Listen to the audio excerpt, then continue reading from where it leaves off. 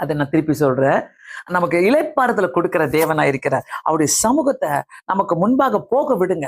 நம்ம அடைக்க கூடாது. ஐயோ வேண்டாம் வேண்டாம் வேண்டாம், ஆண்டவருடைய சமூகம் வந்துட்டா நான் என்ன பண்ணுவேன் அப்படி அடைக்க கூடாது. ஆண்டவரே என் சமூகம், உம்முடைய சமூகம் ஆண்டவரே எனக்கு முன்பாக கடந்து போகட்டும் சொல்லுங்க. ஒவ்வொரு இடத்திலும் நீங்க போகிற ஒவ்வொரு இடத்திலுமே, நீங்க வேலை செய்யற இடத்துக்கு போறீங்களா, உங்களுடைய வேலைக்கு போறீங்களா, உங்களுடைய பிசினஸ்க்கு போறீங்களா, உங்க காலேஜுக்கு போறீங்களா, உங்களுடைய ஸ்கூலுக்கு போறீங்களா, உங்களுடைய எல்லா இடத்துக்கு போகும்போதும் உங்க பிரசன்ஸ் போகட்டும் ஆண்டவரே, உங்க சமூகம் போகட்டும் ஆண்டவரே. ஜெபிக்கும் போது கர்த்தர் எல்லாவற்றையுமே வித்தியாசமாக மாற்றி கொடுக்கிற தேவனா இருக்கிறார். பிரியமானவர்களே, கவலைப்படாதீங்க. கண்டிப்பா கவலைப்படாதீங்க.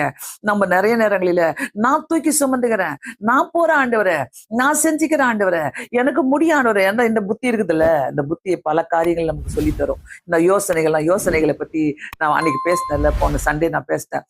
10 ஆபத்தான யோசனைகள் சொல்லிட்டு நான் பேசிட்டேன். அதை யூடியூப்ல போட்டிருக்கிறேன் பாருங்க. அந்த ஆபத்தான சில யோசனைகள் நம்மளை கெடுத்து விடும், ஆண்டுடைய சமூகத்தை தடுக்கும். ஆண்டுடைய சமூகம் நமக்கு முன்பாக போறதுக்கு அது நம்ம தடுத்து போடும். பிரியமானவர்களே, இன்னைக்கு கர்த்தர் உங்களை நேசிக்கிறாரு. இந்த வார்த்தையை உங்களோடு கூட பேசிக்கிறாரு. குழப்பத்துல இருக்கிறீங்களா? ஒருவேளை எனக்கு நான் என்ன செய்ய போறேன் என்ற திகில்ல இருக்கிறீங்களா?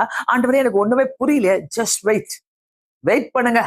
ஆண்டவர்கிட்ட சொல்லிடுங்க, எனக்கு தெரியாது, நீங்க பாத்துக்கங்க. அப்படியே ட்ரை ஆக விடுவார் ஆண்டவர்.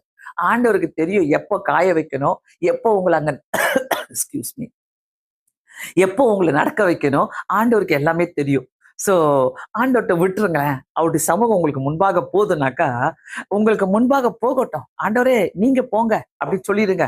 அப்பதான் நீங்க சதன்னு சேத்துல உங்களை நடக்க விட மாட்டாரு, சாக்கடையில உங்களை நடக்க விட மாட்டாரு. என்னைக்கு என்ன விடுவாரா கர்த்தரு? இல்ல, விட மாட்டாரு, விடவே மாட்டாரு.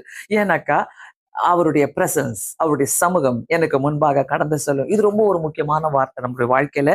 எங்க இருந்தாலும் யாரா இருந்தாலும், ஆண்டவரே உங்க சமூகம் எங்களுக்கு முன்பாக கடந்து போகட்டும் ஆண்டவரே சொல்லி நீங்க ஜெபிக்கும் போது கர்த்தர் அதை பார்க்கிற தேவனா இருக்கிறாரு.